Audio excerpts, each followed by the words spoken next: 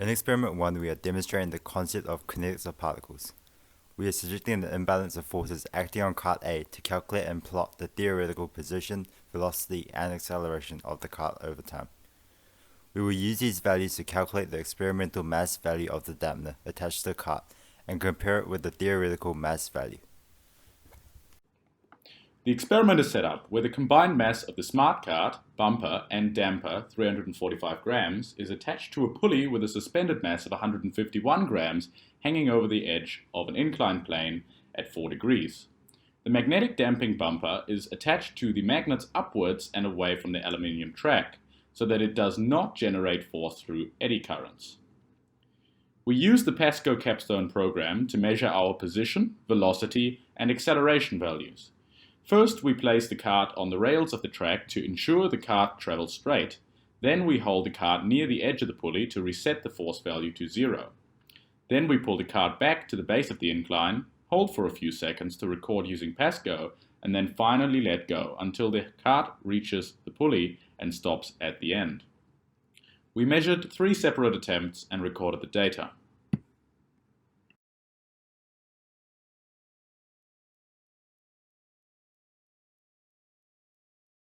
Yep.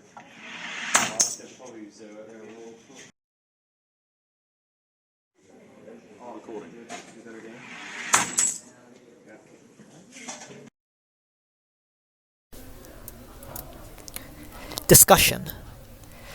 The trend lines of both theoretical and analytical plots of position, velocity, and acceleration were all in agreement.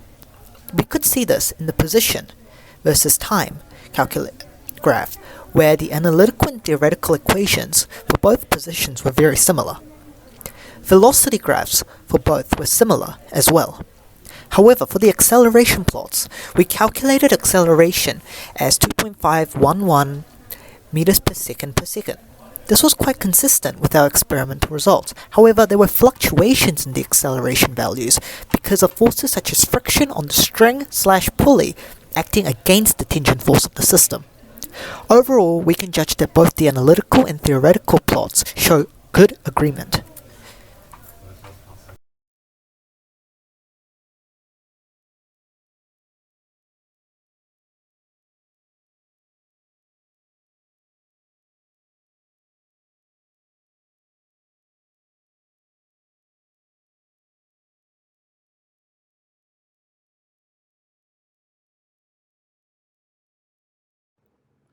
In this experiment, we demonstrate the damping force of the magnets.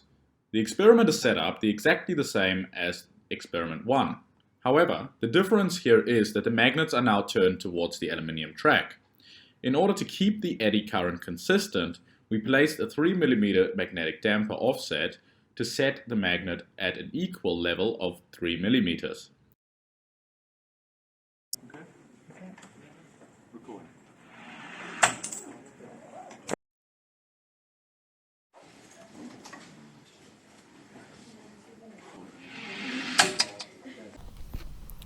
In experiment 2, the magnetic damper is facing downwards, while the cart is being pulled by the tension force of the spring.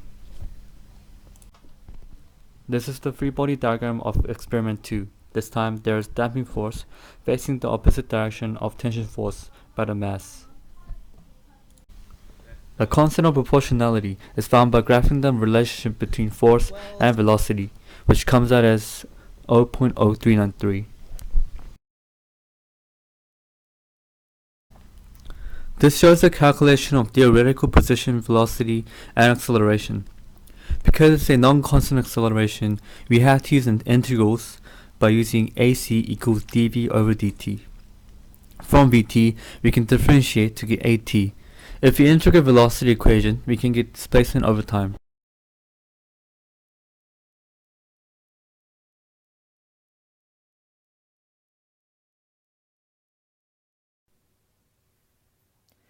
Discussion. Do plots show good agreement between theory versus experiment for experiment 2?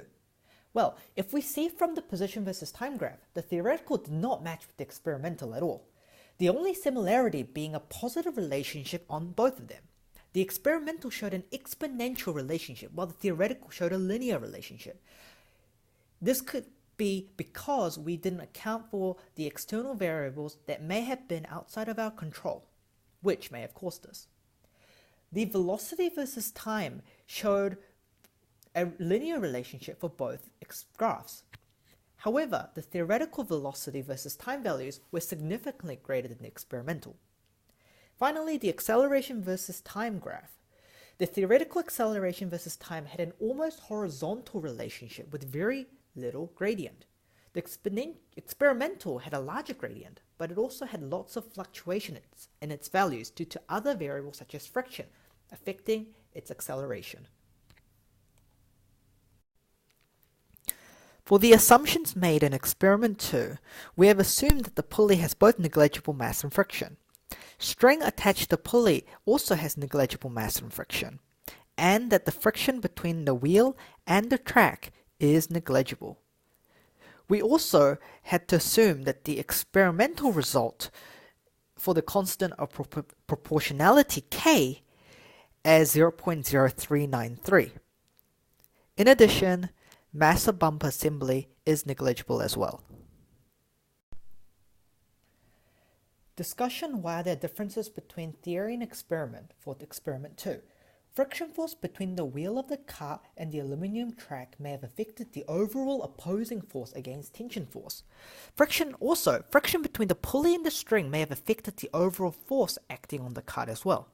We also have to account for a lack of accuracy in our constant of proportionality k, which is equal to negative 0.0393. We believe that there was an error in our total force calculation when we reset the force values when we were doing the experiment. Finally, accounting for the object as a particle is different to reality, where the shape and conformity of the cart may affect the center of gravity of the start. Having the magnetic bumper attached to one end of the cart may have affected the calculation and the overall acceleration of the cart.